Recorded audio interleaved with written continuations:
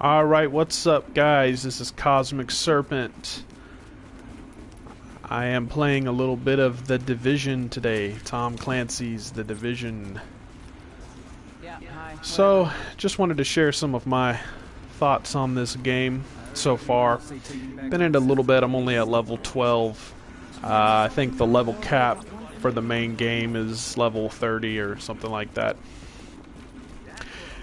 One of the things I want to comment about this game is that this is an RPG, and it is also a shooter.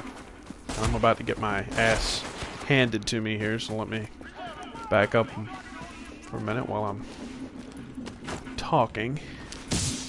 Take this guy out. Yeah, where you at?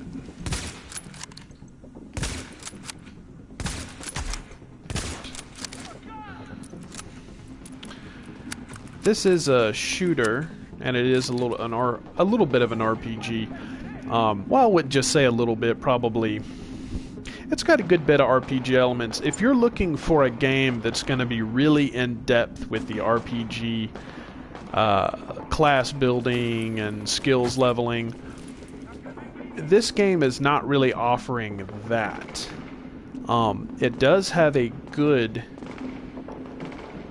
skill system and a good level development, although it's just not as detailed as something like, you know, Elder Scrolls or Final Fantasy or something like that. So if you're thinking, oh wow, this is going to be a shooter with all kinds of RPG elements, it doesn't even have as many RPG elements as, say, Borderlands. And that's not a bad thing. That's not a disadvantage of this thing for this game, because what this game is focusing on is really the action that you get in a shooter game. And of course, this is a MMO. It's online, so you're playing open world online all the time.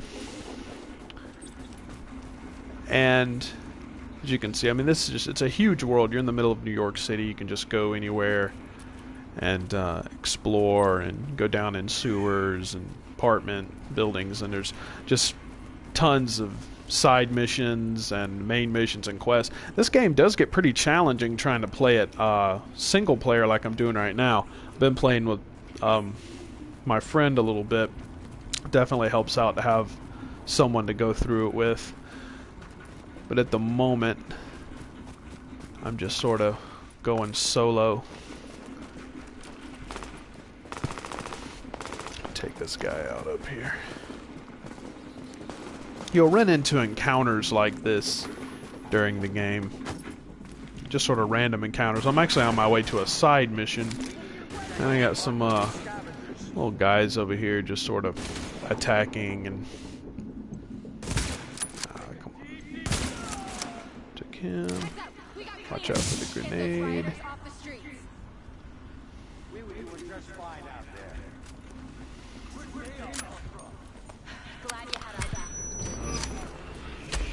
Shit. Ah, crap. I had to get myself in a bad situation.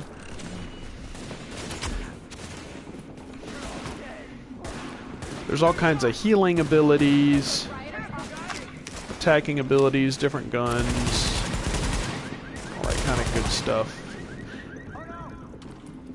Having a hard time concentrating on what I'm doing while trying to make commentary here, and here's a little something. You can come up on these guys and sort of get right up on them and attack them. I do not advise that. That is not a good idea. The only reason that's working out in my favor right now is because they're significantly lower level than I am. You try to do that with anyone close, even a level or two under you, and they're probably gonna maul you. This game is designed to use strategy, take cover. If you're familiar with the Gears of War games, you'll notice this looks pretty familiar with ducking behind cover and you know, going up here. What's a neat little aspect too is you can actually camera yourself to different cover points and just hit the button and they'll run straight to it, which is very useful.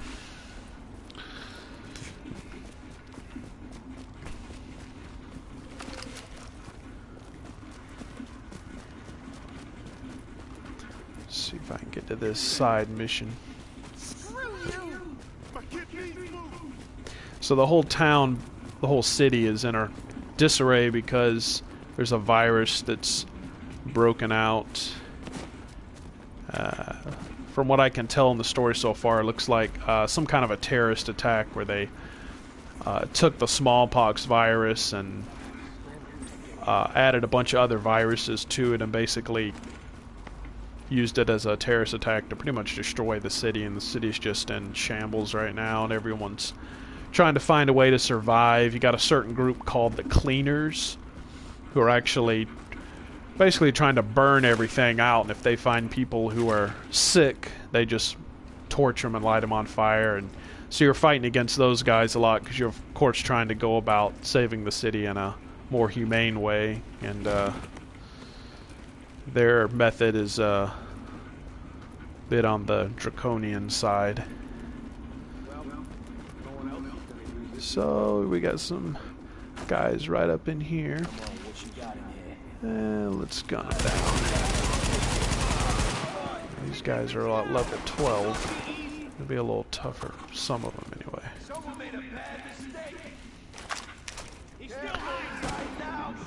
I usually like switching between assault rifles and sniper rifles. Usually is my thing.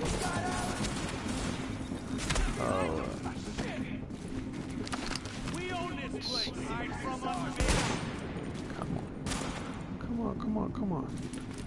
You can actually shoot through cars on this game, which is useful.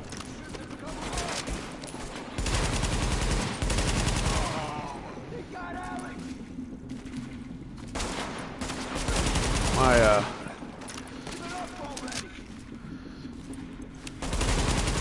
skill is not near as good when I'm trying to talk and play this at the same time. Not that I'm an expert at shooter games anyway. Generally don't play them as much, but I do like a good shooter here and there.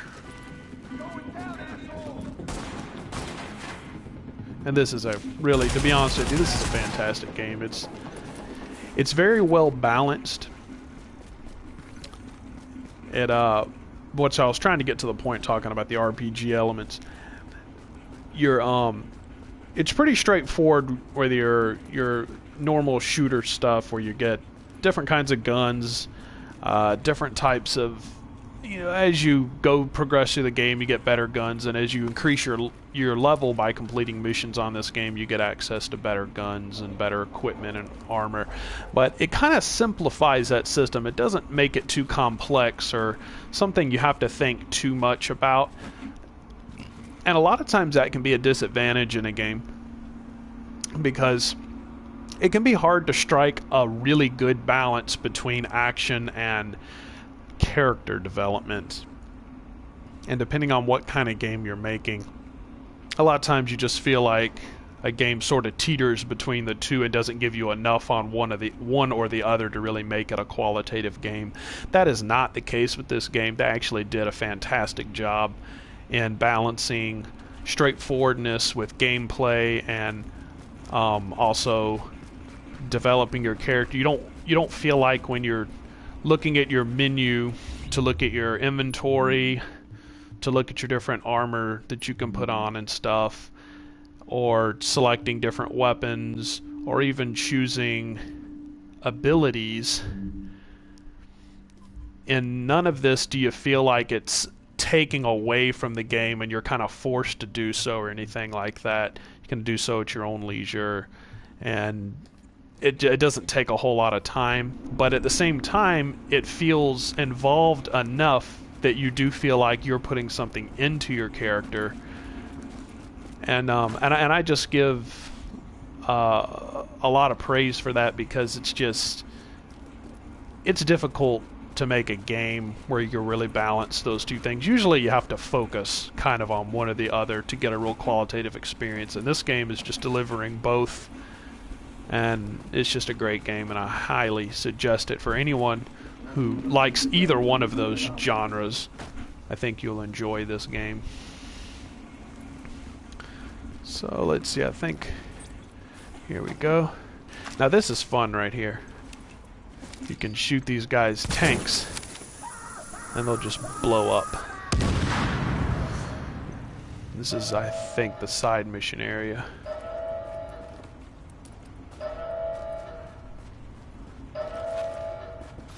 Let's see what we got going on here. Oh snap. Might want to back out of there, buddy. Come on, get over the fence, get over the fence. Oh god, they're on me, they're on me. That was not a good idea. Not a good idea. I'm about to have a hard time. I feel like I got pretty lucky right there. Didn't even see all those guys over. That was not a smart way of going about that. And looks like they're closing in a little bit. Come on.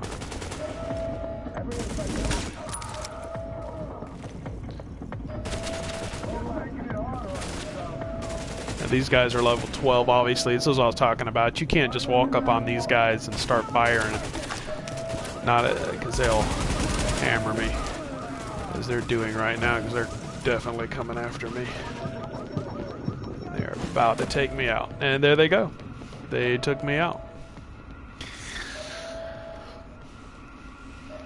Let's see, when you die on this game, you can choose to respawn.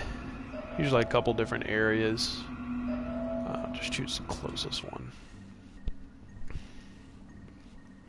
Anyway, so the game has a pretty good, like I said, it has a really good balance and really fun gameplay. The controls are just really good. You get these restock boxes here, usually at any kind of base or in and out of your missions and stuff.